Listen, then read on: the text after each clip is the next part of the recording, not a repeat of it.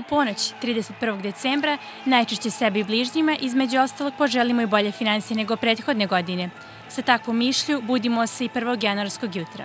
Iako bi kao prvi mjesec nove kalendarske godine trebao da bude optimističan, kada prođu praznici, pitamo se kako izgurati drugu polovinu januara.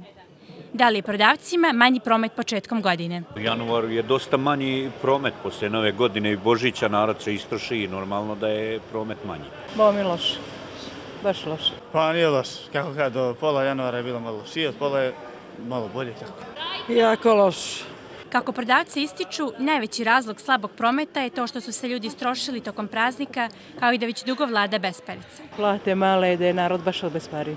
Ne znam, verovatno nema narod para. Praznici su uticali dosta, a i narod je užasno osiromašio. Znači, najviše znači siromaštvo. Narod je pred praznike uzeo dosta, na veliko uzimaju. I građani su saglasni da je njihov budžet najmanji početkom godine. Standardno, uvijek mali, standardno. Zbog čega? Zbog divne situacije. U prilici u kojoj se sad trenutno nalaze posle novogodišnjih praznika, vjerojatno i jeste, je dosta se toga potrošilo na trpezu. I u januaru i u prethodnim mjesecima mnogo loš, jer se nalazi na birovu za zapošljavanje i to je završeno s ovim mjesecom, više nemam ni tamo ništa da prijam, tako da budžet je katastrofa. A građani koje smo anketirali ni ne razmišljaju o nekom zimovanju.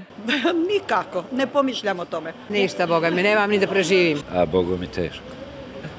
Teško. Ovi mlađi neka putuju, a mi možemo i doma. A naravno bi, naravno, zašto ne?